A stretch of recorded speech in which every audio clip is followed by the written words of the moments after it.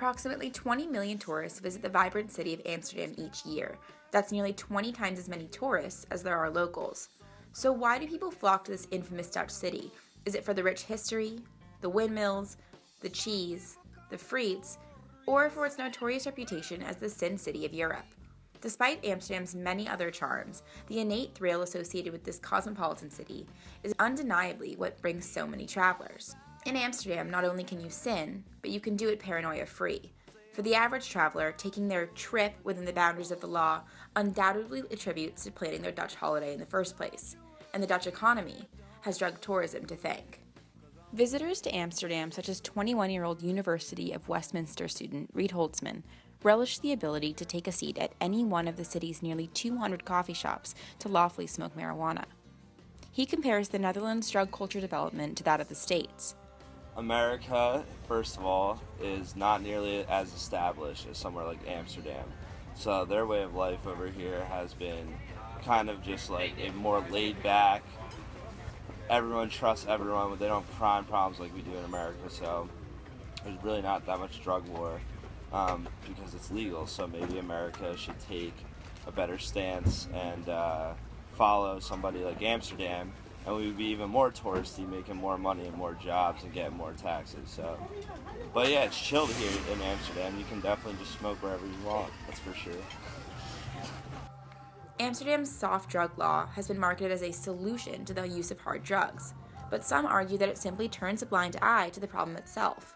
Just because soft drugs are legal doesn't mean that tourists and locals won't find a way to do hard drugs as well. And as the death toll grows for drug tourists visiting Amsterdam, many beg the question, have the Dutch crossed the line? Has their leniency been taken too seriously, leaving people to experience recklessly and fatally?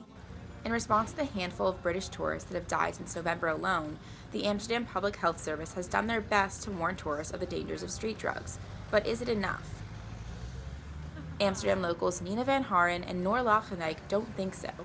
The university students explain the government's failed tactics to lessen the harms associated with their drug tourism industry. To make this rule that you needed a pass to buy weed for tourists to make the tourism less about drugs and more about Amsterdam itself, but that rule never came. But on the other hand, a lot of coffee shops in the city center of Amsterdam have disappeared. They're not supposed to open coffee shops anymore, so it's more outside the center, but they're just really moving the problem because tourists will find their way to the coffee shops anyway.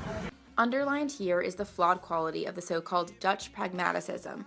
If a nation consents to the idea that social improprieties, such as drug use, are inevitable, then isn't that the same as encouraging it, even if it falls under a system that profits the city?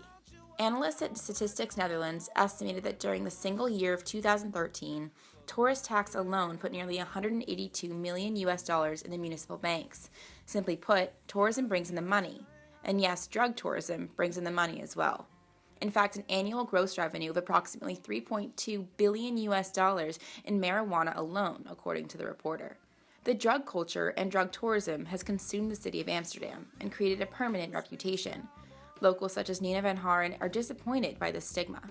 Well, I think that tourists think that we all do smoke weed, and they're all like, where's the red light district? And I just want to tell them there's so much more to Amsterdam than the weed and the red light district, because that's really not Amsterdam. That's really just like a touristic place. Like the red light district, I never come there, ever. And all you see there is American and English tourists. So I think because it's legal, we don't really feel the need to anymore.